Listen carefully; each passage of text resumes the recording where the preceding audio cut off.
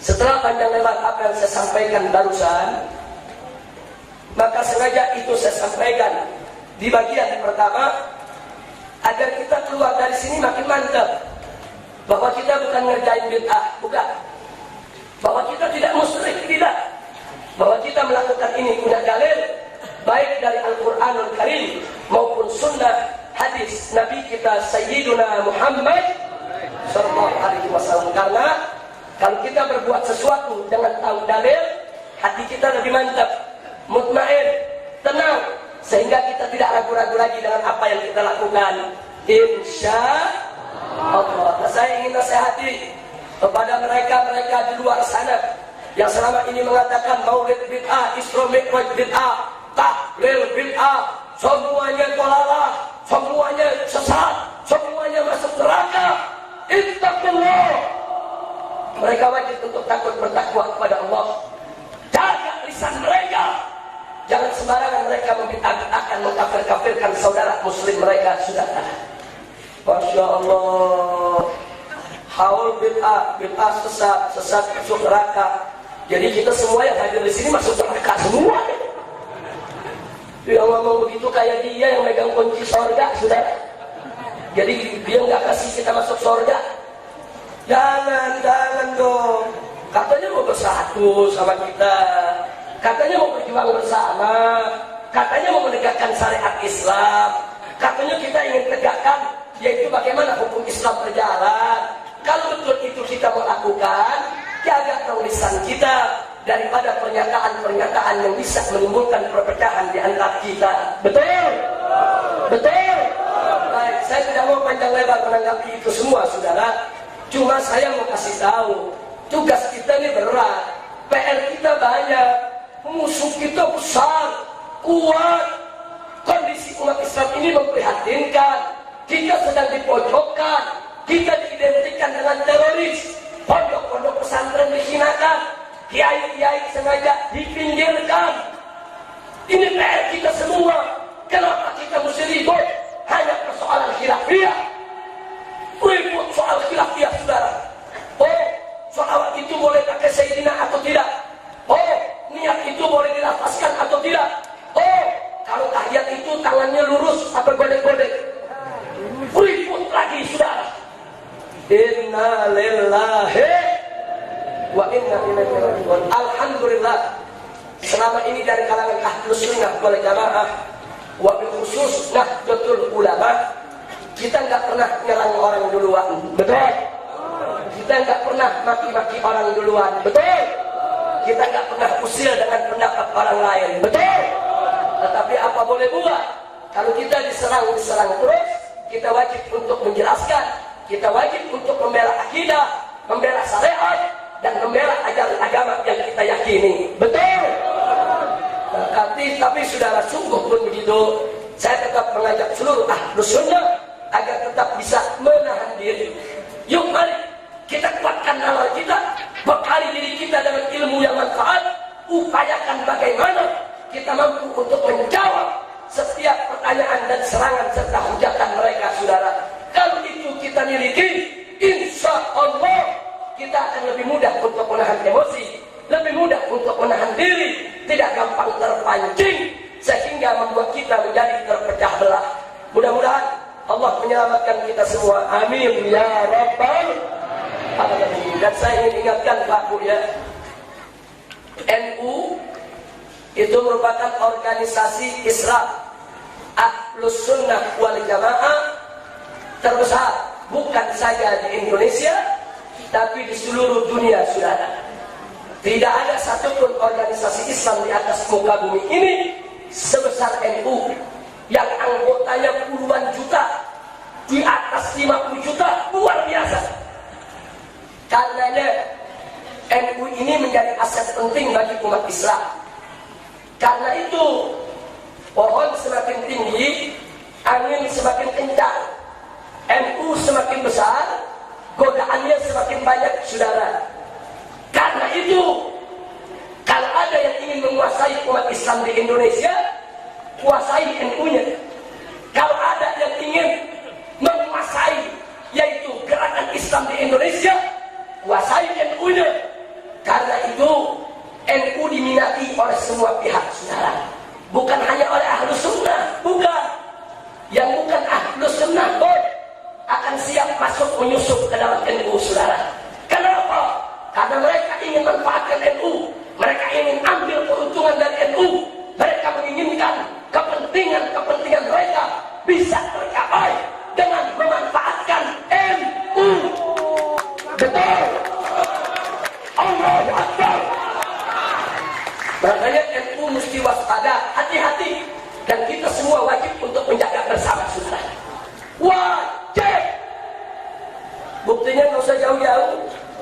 Berapa banyak sekarang orang ngaku NU masuk menyusup, kemudian pendapatnya tidak sesuai dengan Ahlus Sunnah, yang dilempar pemikiran pluralisme, yang mengatakan semua agama sama. Betul. Ngaku NU, mereka mengeluarkan pendapat, saudara, dengan pendapat sekuler, dengan mengatakan kalau kita urus negara, udah nggak usah bawa-bawa agama, nggak usah bawa ayat, nggak usah bawa hadis, udah nggak usah urus negara-negara, mau korupsi juga nggak apa-apa, saudara. Makanya koruptor banyak di negeri ini. Juga nggak mau berpegang kepada agama, tidak. Dan berapa banyak, saudara, di negeri ini yang berpikiran liberal. Mereka mengatakan perkawinan sejenis boleh, perkawinan antar agama nggak apa-apa. Pokoknya pemudi-pemudi muslimah mau kawin dengan pemuda-pemuda Kristen boleh. Coba lihat, ini pemikiran sekularisme, pluralisme, liberalisme masuk ke semua sektor, saudara. Masuk ke Muhammadiyah, masuk ke NU, masuk ke Wasatiyah, masuk ke mana-mana. Mereka berupaya masuk. Kenapa? Karena NU adalah organisasi terbesar. Siapa yang menguasai NU, dia bisa menguasai umat Islam di negeri ini, saudara. Makanya saya mau tanya umat Islam yang ada di sini, khususnya warga NU, siap menjaga NU tidak? Siap memurnikan NU tidak? Saya mau tanya, NU sekuler tidak? NU plural tidak? NU itu liberal tidak? NU bukan pluralisme, NU bukan sekularisme, dan NU bukan liberalisme, tapi NU berakidahkan Ahlus Sunnah wal Jamaah dalam tauhid, mengikuti yaitu ajaran daripada akidah Asy'ariyah, dan dalam fikih mengikuti daripada jalan pemikiran Al-Imam Asy-Syafi'i radhiyallahu taala anhu. Betul. Jadi jangan jawab pokok, saudara. Nah sekarang aku NU, tahu-tahu bicara seenaknya. Apa dia katakan? Udah kita bikin haji, jangan bulan Dzulhijjah, bikinnya bulan Syawal saja. Loh saya tanya, apa ini ajaran NU? Ajaran NU bukan? Ajaran NU bukan? Bukan, saudara. Tidak.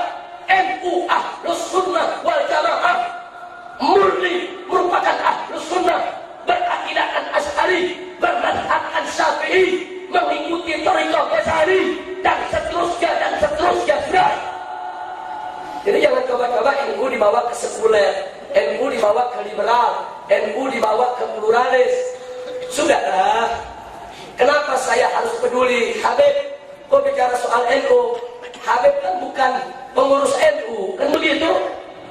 Oh, saya jawab singkat, saudara. Karena hubungan Habaib dengan NU ini bagaikan saudara kandung, satu perut yang tidak terpisahkan, saudara. Di mana ada NU, di situ ada Habaib. Di mana ada Habaib, di situ ada NU. Betul? Nah, sekarang kita lihat NU lambangnya bintang 9. Ada apa dengan bintang 9? Itu melambangkan wali 9, wali Songo, saudara. Siapa wali Songo? Wali Songo adalah Habaib, zuriat Nabi, yang menyebarkan Islam bukan hanya di tanah Jawa, tapi juga di seluruh Indonesia, saudara. Nah, makanya Habaib dan NU nggak bisa dipisah. Jadi kalau ada orang ngaku NU nyuruh muslim Habib, itu bukan NU, saudara. Betul? Betul? Saya mau tanya, NU dan Habib sekeluarga tidak? Sekeluarga tidak? Tidak bisa. Mulai kapan NU diajarin muslim Habib? Tidak boleh. Bukan NU, saudara. Begitu juga Habib. Kalau diajarin untuk muslim NU, saya curiga dia bukan Habib, saudara. Ya sebab sekarang Habib palsu kan banyak juga. Betul?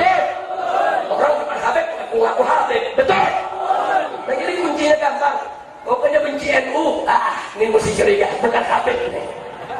Sebab Habib tadi ajar benci NU, saudara. Begitu juga kalau ada orang NU muslim Habib, wah ini bukan NU nih, bukan PKI ini. Betul? Betul? Kira-kira kaum muslimin yang ada di sini cinta tidak kepada Habaib? Betul? Anda nggak usah khawatir, Habaib dari Sabang sampai Merauke sudah menjadikan NU sebagai saudara kandung. NU bagian dari hidupnya. Walaupun mereka tidak menjadi pengurus duduk di NU, tapi siapa yang merusak NU berarti merusak Habaib. Siapa yang menghancurkan NU berarti menghancurkan Habaib. Maka wajib kita bangkit untuk melawan itu semua. Takbir, Allahu Akbar, Sallu ala Nabi, Allahumma salli wa sallim wa barik alaihi wa ala alihi wa ashabihi. Mudah-mudahan Allah menguatkan persaudaraan kita semua. Amin ya rabbal alamin. Karena ciri khusus dari warga NU, cinta habaib, cinta ulama, cinta keluarga Nabi, dan cinta juga kepada sahabat Nabi. Betul? Jadi kalau ada orang benci keluarga Nabi, itu bukan NU, bukan Ahlus Sunnah. Ada orang benci sahabat Nabi, itu bukan NU, bukan Ahlus Sunnah, bukan, saudara. Jadi ciri khas Ahlus Sunnah wal Jamaah, kepada keluarga Nabi cinta, kepada para sahabat Nabi cinta, kepada para ulama salaf cinta, kepada para ulama dan kiai cinta. Betul? Jadi kalau ada orang ngaku NU benci ulama, benci kiai, bukan NU, bukan PKI. Itu PKI. Yang suka ganggu kiai, ganggu ulama, PKI. Kira-kira jelas tidak? Paham jelas? Betul? Sallu ala Nabi. Baiklah ibadah. Setelah panjang lebar saya sampaikan sedemikian rupa, sebelum saya akhiri, akan saya sampaikan kali ini, saya ingin mengajak terlebih dahulu rame-rame semuanya untuk mengkaji satu hadis yang pernah disampaikan oleh Nabi di hadapan para sahabatnya, yang diriwayatkan oleh seorang sahabat Nabi yang bernama Abu Umamah Al-Bahili radhiyallahu taala anhu. Hadis ini diriwayatkan oleh Al-Imam Abu Ya'la dalam kitab Musnadnya. Dan Anda bisa buka kitab Ihya Ulumuddin dalam kitab Amar Ma'ruf Nahi Munkar. Al-Imam Al-Ghazali rahimahullah wa arda menukilkan hadis tersebut dengan lengkap, saudara. Nah, singkat cerita untuk menyingkat waktu, Nabi bertanya kepada para sahabatnya yang hadir. Apa kata beliau? Beliau mengatakan, "Kaifa antum idza taghat nisa'ukum wa fasaqa subbanukum wa taraktum jihadakum?" Kaifa antum, kata Nabi, bagaimana kamu idza taghat nisa'ukum, kalau perempuan-perempuanmu durhaka, wa fasaqa subbanukum, dan para pemudamu durjana, wa taraktum jihadakum, sementara kamu, hai umat Islam, rame-rame meninggalkan kewajiban jihadmu. Itu para sahabat begitu dengar macam itu, pertanyaannya kaget, saudara. Mereka bukan kaget pertanyaannya, tapi kaget berita yang dikandungnya, saudara, bahwa suatu ketika nanti umat Islam akan mengalami kondisi perempuannya durhaka, pemudanya durjana, umat Islam rame-rame meninggalkan jihad, saudara. Para sahabat kaget bertanya kepada Nabi, "Awakainu dzalika ya Rasulullah?" Wahai Rasulullah, apa yang demikian itu akan betul-betul terjadi? Pak, Bu, Nabi ditanya macam ini oleh para sahabat, bukan karena sahabat tidak percaya Nabi, bukan. Bukan karena sahabat meragukan berita dari Nabi, bukan. Tapi sahabat bertanya karena penasaran, saudara. Tidak habis pikir, kok nanti umat Islam bakal rusak macam itu. Akhirnya apa jawab Nabi? Beliau mengatakan, "Na'am, walladzi nafsi biyadihi wa asyaddu minhu sayakun." Ya, nanti umatku akan seperti itu. Bahkan demi Allah, umatku akan lebih rusak dari itu. Masya Allah. Sahabat kaget, bertanya lagi mereka kepada Nabi, wa ma'asattu minhu ya Rasulullah, kondisi apa lagi yang lebih rusak daripada itu wahai Rasul? Nabi pun menjawab, kaifa antum, bagaimana kamu? Idza lam ta'muru bima'rufin wa lam tanhau 'an munkarin. Jika suatu hari nanti engkau, hai umat Islam, tidak lagi menyerukan kemakrufan dan tidak lagi mencegah kemungkaran, kamu tidak lagi menegakkan amar ma'ruf nahi munkar. Kaget para sahabat Nabi. Kenapa mereka kaget? Dulu para sahabat dipuji oleh Allah sebagai umat yang terbaik, justru karena mereka menegakkan amar ma'ruf nahi munkar. Faqala ta'ala fi dzalik, kuntum khaira ummatin ukhrijat lin-nas ta'muruna bil ma'ruf wa tanhauna 'anil munkar wa tu'minuna billah. Shadaqallahul azim. Allah yang menyatakan bahwa Nabi dan para sahabatnya kuntum khair ummah, kalian semua adalah umat yang terbaik, ukhrijat lin-nas, yang dikeluarkan untuk umat manusia. Kenapa mereka menjadi umat yang terbaik? Allah yang menyatakan, karena apa? Ta'muruna bil ma'ruf wa tanhauna 'anil munkar wa tu'minuna billah. Karena engkau sekalian senantiasa menyerukan kemakrufan, mencegah kemunkaran, dan senantiasa beriman kepada Allah. Masya Allah. Makanya para sahabat sedih kalau nanti umat Islam tidak menegakkan amar ma'ruf nahi munkar. Bagaimana nasibnya? Mereka pun bertanya lagi kepada Nabi, ya Rasulullah, apakah ini dari? Apakah betul-betul yang demikian itu akan terjadi? Apa kata Nabi? Nabi bersumpah lagi, na'am, walladzi nafsi biyadihi, ya, demi zat yang jiwaku ada di tangannya, yang nyawaku ada dalam kekuasaannya, wa asyaddu minhu sayakun, nanti yang akan terjadi lebih hebat lagi dari itu, lebih buruk lagi daripada itu. Kemudian para sahabat bertanya lagi, wa ma'asyaddu minhu ya Rasulullah, apalagi yang lebih buruk dari itu? Nabi pun menjawab, saudara, kata beliau, kaifa antum idza ra'aitumul munkara ma'rufa wal ma'rufa munkara. Bagaimana kamu jika di suatu hari nanti kau lihat dengan mata kepalamu sendiri, yang munkar disebut ma'ruf, yang ma'ruf disebut munkar? Kaget para sahabat, sedih, kecewa. Kok begitu kondisi umat Islam, saudara? Penasaran, tanya lagi, akal ini dari kaya Rasulullah, apa iya umat Islam akan seburuk itu, serusak itu, yang demikian itu akan terjadi? Nabi pun menjawab lagi. Nabi menjawab lagi, saudara, na'am, walladzi nafsi biyadihi wa asaddu minhu sayakun, ya, nanti umatku akan rusak macam itu, demi Allah akan lebih rusak lagi. Sahabat penasaran bertanya lagi, wa ma'asaddu minhu ya Rasulullah, apalagi yang lebih rusak dari itu wahai Rasulullah? Nabi pun menjawab, kaifa antum idza amartum bil munkari wa nahaitum 'anil ma'ruf. Bagaimana kamu kalau nanti di suatu ketika kau akan menyerukan kemunkaran dan mencegah kemakrufan? Bukan amar ma'ruf nahi munkar, tapi amar munkar nahi ma'ruf, saudara. Sedih para sahabat. Ini sebentar lagi masuk zuhur, saya teruskan sedikit, setelah itu saya tutup. Setuju? Setuju? Ayo, saudara. Sahabat nangis. Mereka bertanya lagi kepada Nabi, awakah ilmu dzalika ya Rasulullah?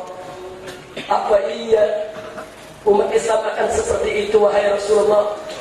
Apa iya yang begitu itu akan terjadi? Akhirnya Nabi menjawab dengan jawaban pamungkas, jawaban terakhir, yang setelah itu mereka tidak bertanya lagi soal ini kepada Nabi. Apa kata Nabi alaihi salatu wassalam?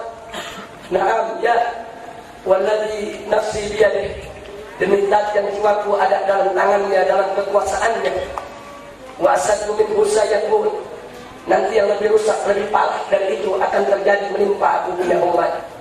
Nah, kalau aku punya umat sudah rusak,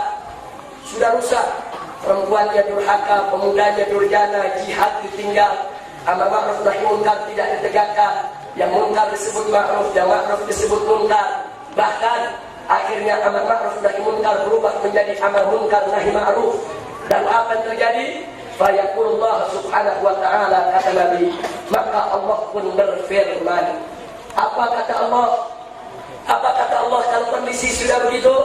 Allah menyatakan, bi haliftu la utihanna lahum fitnatan yasiru fiha al-halimu hayran. Bi haliftu, aku bersumpah dengan zatku, aku bersumpah dengan kekuasaan dan kebesaranku, aku bersumpah dengan keagunganku, la utihanna lahum fitnatan, sungguh akan aku buka buat mereka umat Islam yang sudah begitu rusak, umat manusia yang sudah begitu hancur, akhlak moral syariatnya, akan aku buka buat mereka macam-macam fitnah. Pintu-pintu fitnah dibuka, ujian, cobaan, peringatan, azab, siksa, musibah, bencana, macam-macam dikirim oleh Allah. Sampai-sampai saking dahsyatnya fitnah, saking banyaknya musibah, yasiru fihal alimu hayran, sampai-sampai orang-orang yang lembut, orang-orang yang arif, orang-orang yang bijaksana, ulama-ulama yang istiqamah, kiai-kiai yang baik, semuanya hayran, kebingungan menghadapi fitnah yang ada, saudara. Bagaimana tidak kebingungan? Bencana datang bertubi-tubi, doa dimanjatkan, tapi doa tidak dikabulkan. Bencana datang bertubi-tubi, istighatsah digelar, tapi tak kunjung hajat dikabulkan oleh Allah Subhanahu wa ta'ala. Bingung para ulama, kenapa? Karena maraknya kemaksiatan dan kemungkaran.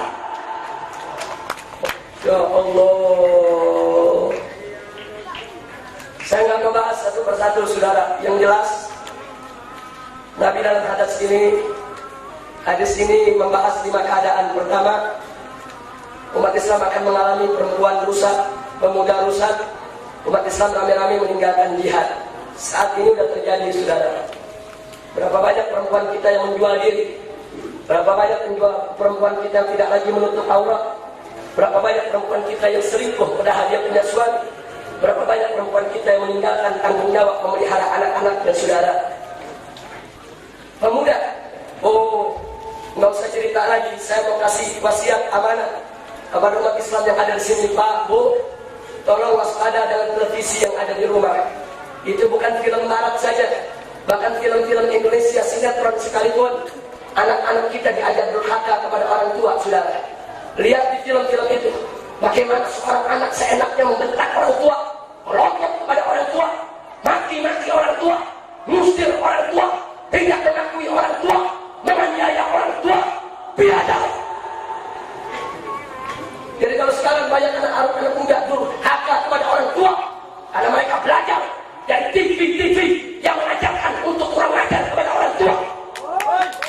Betul. Padahal kita diajarkan oleh Allah.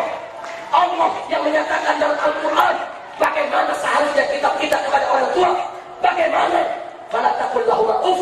Jangan coba-coba, jangan sekali-kali kau katakan uff kepada kedua orang tuamu. Insyaallah. Dan maaf, Pak, Bu, ya. Sekarang banyak pengajian sempalan mengatasnamakan Islam. Itu mengajarkan santrinya, pokoknya urusan kawin, urusan rumah tangga, cukup kepada murabi saja, pendidik saja, guru saja. Enggak usah tanya-tanya orang tua. Ajar macam apa sudah. Dia tidak peduli dengan itu orang tua. Dia tidak peduli dengan izin orang tua. Ada lagi yang ngajarin, kalau orang tuamu tidak ikut ngaji bersama kita, hartanya boleh dicuri. Biadab, saudara. Anak muda diajarkan kurang ajar kepada orang tua. Coba lihat sekarang, berapa banyak anak yang berani berotot kepada orang tua, saudara. Dia kasih tahu dia berotot, dia bentak orang tuanya, dia caci maki orang tua, dia usir orang tua. Inna lillahi wa inna ilaihi raji'un. Soal jihad, udah gak usah panjang cerita lah. Umat Islam di Indonesia boro-boro diajak jihad. Ngomong jihad banyak yang takut, saudara. Mau ngomong jihad ya, ntar ditangkap dan 88 lagi. Mau ngomong jihad takut dianggap teroris. Mau ngomong jihad takut dianggap jadi sekarang apa yang kedua tadi Nabi bilang, engkau tidak akan menyerukan amar ma'ruf nahi munkar. Contohnya, ada orang mengatakan, yang penting saya sholat, saya puasa, saya zakat, saya baca Quran, saya ngaji,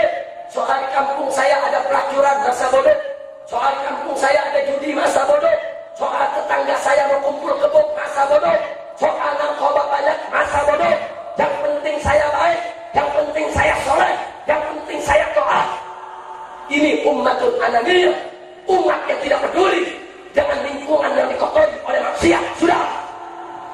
Dan jujur, orang macam ini zaman sekarang banyak tidak? Banyak tidak? Berarti sabda Nabi benar tidak? Betul tidak? Terjadi tidak? Yang ketiga, kau akan lihat dengan mata kepalamu sendiri, yang munkar disebut ma'ruf, yang ma'ruf disebut munkar, saudara. Buktinya sekarang, ulama disebut teroris.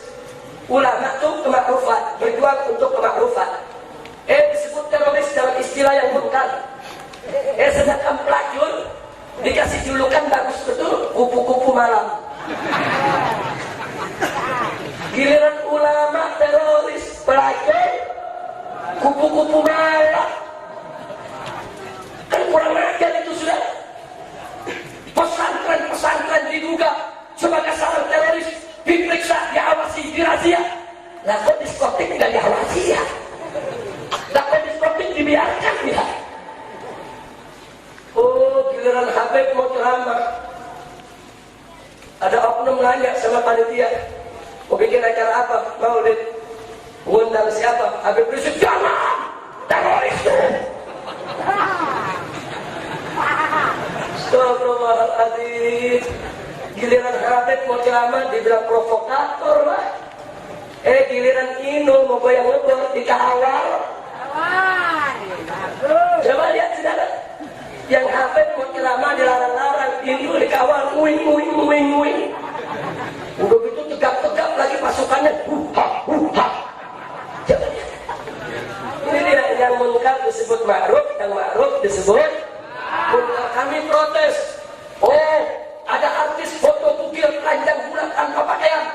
Kita protes. Ini biadab, ini merusak, ini pornografi. Ada yang jawab. Yang jawab tokoh juga. Apa dia bilang? Habib Rizik, jangan salah paham. Ini bukan pornografi, ini keindahan seni. Keindahan seni. Coba ya, minuman keras kita protes, homer. Mereka bilang bukan, ini bukan minuman keras, ini penghangat badan. Coba lihat. Inna lillahi wa inna ilaihi raji'un. Yang keempat, akhirnya kau akan menyerukan kemungkaran dan mencegah kemakrufan. Nah, terbukti sudah saudara, minuman keras diiklankan di mana tempat. Minuman keras diiklankan, berarti kita diserukan untuk maksiat, kita diserukan untuk mabuk-mabukan, kita diserukan untuk minum khamar, diserukan untuk melaksanakan kemungkaran. Sementara yang ma'ruf dihalang-halangi. Ada orang yang bikin maulid, ditanya izinnya, ditanya programnya, ditanya penceramahnya, dikasih syaratnya, begini begitu dan seterusnya. Inna lillahi wa inna ilaihi raji'un. Perkis yang disabdakan oleh Nabi tercinta Sayyiduna Muhammad sallallahu alaihi wasallam. Dan yang terakhir, yang kelima, kalau itu sudah terjadi semua, kata Nabi, Allah murka. Kalau Allah sudah murka, pintu fitnah dibuka. Kalau pintu fitnah sudah dibuka, musibah akan datang bertubi-tubi, saudara. Sekarang mari kita lihat Indonesia, musibah datang banyak tidak? Banyak tidak? Banjir demi banjir, longsor demi longsor, gempa demi gempa, letusan Merapi, semburan lumpur, tsunami demi tsunami, kebakaran demi kebakaran, mulai kebakaran di tengah kota sampai kebakaran di tengah hutan, penyakit-penyakit menular, penyakit-penyakit mematikan, krisis ekonomi, pengangguran di mana tempat, saudara. Luar biasa musibah yang menghantam kita. Betul? Belum lagi pertikaian etnis, suku Madura dibantai habis di samping, saudara. 1000 pemuda muslim Madura mati terkapar di jalan-jalan tanpa kepala, saudara. Muslim di Ambon 3000 orang dibantai, Muslim di Poso 2000 orang dibantai. Musibah demi musibah menghantam kita. Masya Allah, tabarakallah. Inna lillahi wa inna ilaihi raji'un, saudara. Lalu kalau itu sudah terjadi, tadi Nabi bilang apa? Kalau pintu fitnah sudah terbuka di mana-mana, maka kiai-kiai akan kebingungan, ulama-ulama akan kebingungan, saudara. Mereka sudah angkatkan tangan berdoa, tapi doa itu tidak segera dikabulkan. Musibah tetap datang. Kenapa? Bagaimana para kiai tidak kebingungan, saudara? Umat sudah tidak menghormati ulama, Umat sudah tidak menghargai ulama. Fatwa ulama diabaikan, saudara. NU, Nahdlatul Ulama mengeluarkan fatwa bahwa acara entertainment di TV yang merupakan acara ghibah, namimah, haram berdasarkan syariat Islam. Betul? Tapi apa yang dilakukan TV? Makin ada fatwa, makin menjadi-jadi, makin dilarang, makin semangat, saudara. Udah nggak ada hari-hari berapa, saudara? Enggak.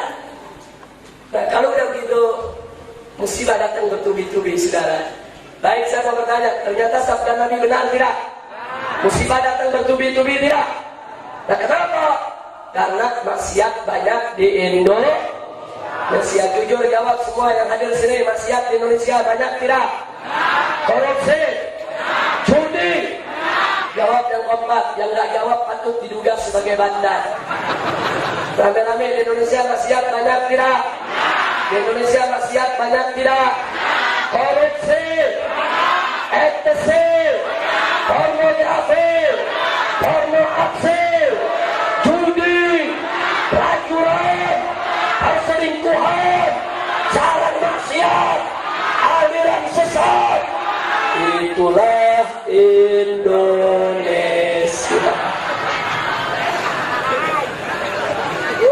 Ya, makanya sekarang kalau maksiat banyak, musibah banyak, wajar gak? Wajar tidak? Jadi yang salah Allah atau kita? Yang salah Allah atau manusia? Kita yang salah, dan wajib kita memperbaiki diri ke depan, insya Allah. Kira-kira saya sampaikan jelas tidak? Nah, jadi kesimpulan hadis tadi, kenapa banyak musibah? Karena Allah murka. Kenapa Allah murka? Karena maksiat merajalela. Kenapa maksiat merajalela? Karena amar ma'ruf nahi munkar tidak ditegakkan. Kenapa amar ma'ruf nahi munkar tidak ditegakkan? Karena iman dan takwanya lemah. Betul? Nah, jadi kuncinya, kalau tidak mau musibah datang, jangan bikin Allah murka.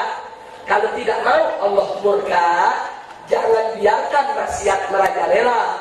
Kalau nggak mau maksiat merajalela, tegakkan amar ma'ruf nahi munkar. Kalau mau amar ma'ruf nahi munkar tegak, tingkatkan iman dan takwa.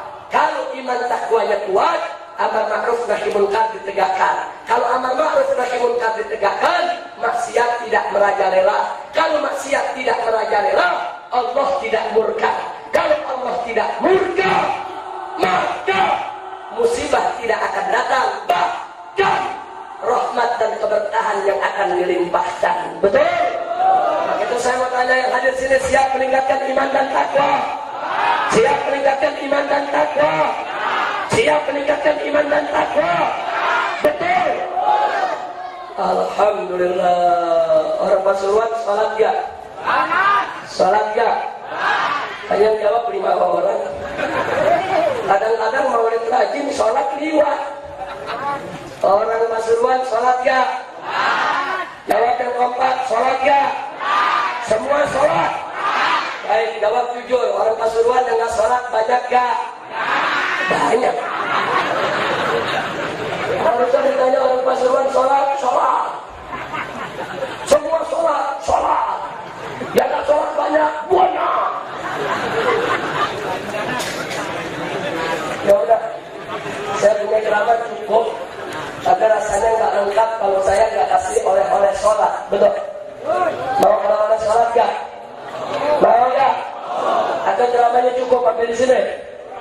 Udah terus? Udah terus? Tapi sedikit aja, oleh-oleh aja. Setuju? Setuju?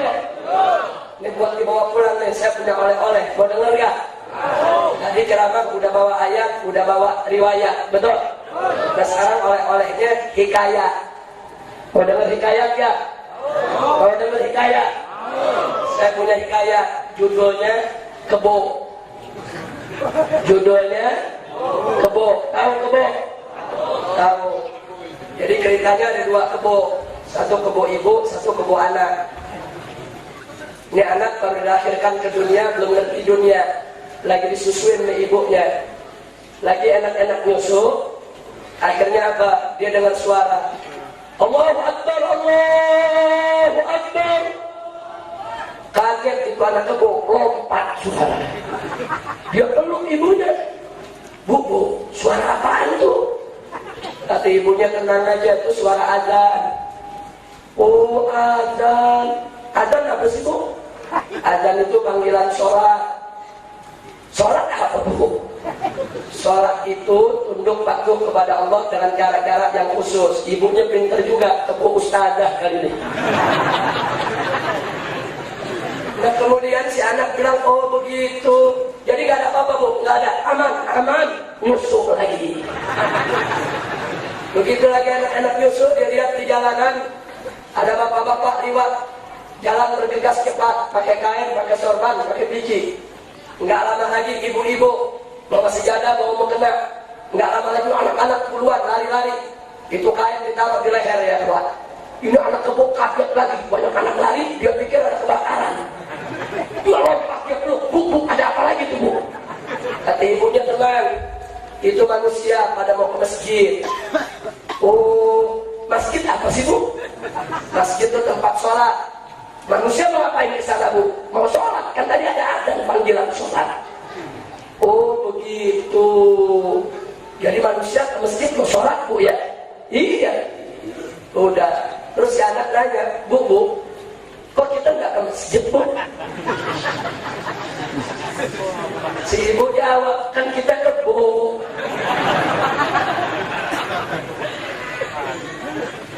Terus, Bu, kok kita nggak sholat, Bu?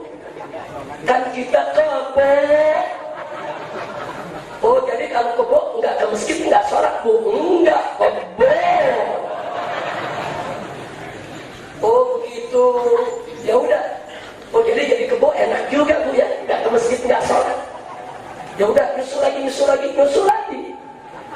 Begitu dia nyusul, dia dengar dari masjid suara, Allahu Akbar, Allahu Akbar, Asyhadu an la ilaha illallah, Asyhadu anna Muhammadar Rasulullah. Ini anak nanya lagi, Bu, itu suara apa tuh, Bu? Itu iqamah. Maksudnya, Bu, sebentar lagi sholat mau didirikan. Oh, jadi manusia yang tadi mau sholat tuh, Bu? Iya. Udah, ini anak lihat ke jalanan. Di depan warung ada tua bangka lagi main catur.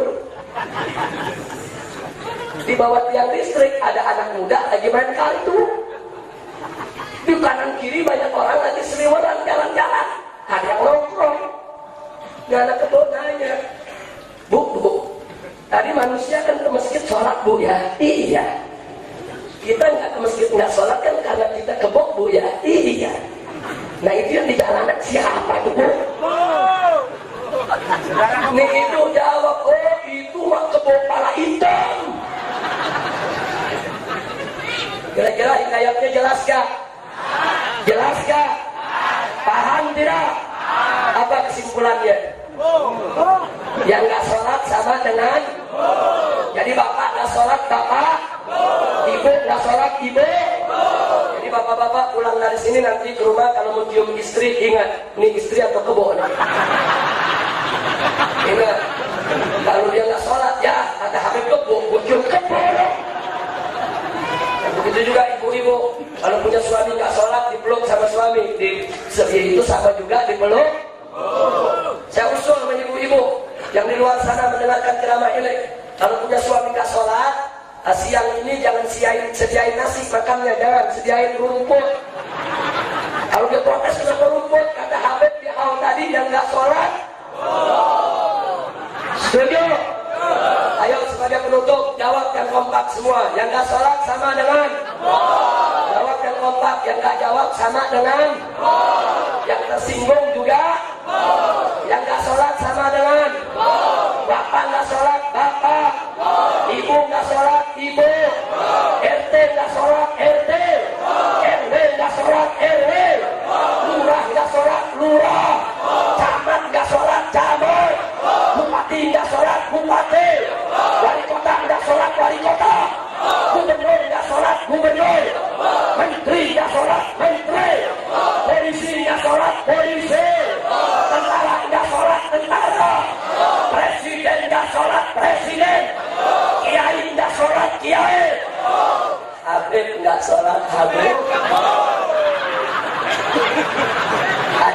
adil, betul? Betul? Kiai enggak sholat, kiai. Habib enggak sholat, habib. Santri enggak sholat, santri. Gus enggak sholat, gus. Ustaz enggak sholat, ustaz. Laskar enggak sholat, laskar. Sama. Ini sengaja, maaf bapak-bapak kiai, maaf bapak-bapak habaib, saya sebut biar adil, betul? Yang kedua, kalau saya nggak sebut kiai habib bahaya. Saya sebut RT, RW sampai presiden. Habib ke kiai nggak disebut, urusannya penjara lagi 7 bulan. Dianggap penghina pemerintah, betul? Kalau sekarang nggak bisa, ada polisi menangkap habib penghina presiden, dikatakan kebo. Tunggu dulu, kan kiai mah habib bosan dulu. Betul?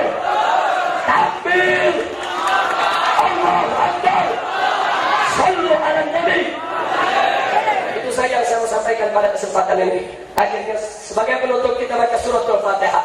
Kita niatkan secara khusus, secara istimewa untuk almarhum dan almarhumah Kiai Haji Abdullah Hunain Manna ala Allah Subhanahu wa ta'ala an yatabassahu bi rahmati wal maghfirah wa an yataqabbala minhu jami'a shalihatihi wa tajawaz anhu jami'a sayyi'atihi wa an yutammima taqsirah wa an yaj'alahu min ahlil khair wa an yajma'ahu ma'a jami'i ahlil khair wa an yaj'alahu fi zumrati ahlil khair wa an tunsila alayhi fi qabrihi kulla khair bihaqqi imami ahlil khair bisirril Fatihah. Sekali lagi kita baca surat Al-Fatihah. Kali ini kita mohon kepada Allah berkati Al-Fatihah agar jamiah kita, jamiah Nahdlatul Ulama, dijadikan oleh Allah sebagai jamiatan thayyibah mubarakah. Selamat dari aliran-aliran sesat, selamat dari pikiran-pikiran sekuler, liberal maupun pluralis. Kita mohon kepada Allah agar jamiah ini betul-betul menjadi jamiah yang diberkahi oleh Allah Subhanahu wa ta'ala. Al-hadhihi niyyah wa likulli niyatin salihah wa ila hadratin nabi sayyidina Muhammadin sallallahu alaihi wasallam. Al-Fatihah. Allahumma bi anwar al-Fatihah wa sirr al-Fatihah wa bihaqqi man unzilat alaihi surat al-Fatihah habibina nabiyyina Muhammadin sallallahu alaihi wasallam. Rabbana taqabbal minna du'aana wa la tukhayyib raja'ana wa la taqta' minana wa balligh maqasidana wa hassil muradana wa haqqqiq amalana wa ahsin 'aqibatana waslih niyatina wa alif baina qulubina waghfir dhunubana washrah sudurana waftah 'alaina futuhal 'arifin ya fattahu ya alim waftah lana fathan qariba. Allahumma barik lana wa barik li walidina wa li jami'i ahli baitina wa liman ajra hadzal khaira fi hadhihi as-sa'atil mubarakah wa barik li ahli hadzal ma'had. Allahumma ij'al hadzal ma'had ma'hadan thayyiban ma'hadan salihan ma'hadan mubarakah فأخرج من هذا المعهد الكوادر الصالحة فأخرج من هذا المعهد الكثير الطيب بحق نبيك الكريم محمد صلى الله عليه وسلم. ربنا آتنا في الدنيا حسنة وفي الآخرة حسنة وقنا عذاب النار. وصلى الله على سيدنا محمد وعلى آله وصحبه أجمعين والحمد لله رب العالمين. تقبل الله منا ومنكم وتقبل يا كريم. Terima kasih atas segala perhatian. Mohon maaf atas segala kekurangan, kekhilafan dan kesalahannya. Wallahu muwaffiq ila aqwamit thoriq. Wassalamualaikum warahmatullahi wabarakatuh.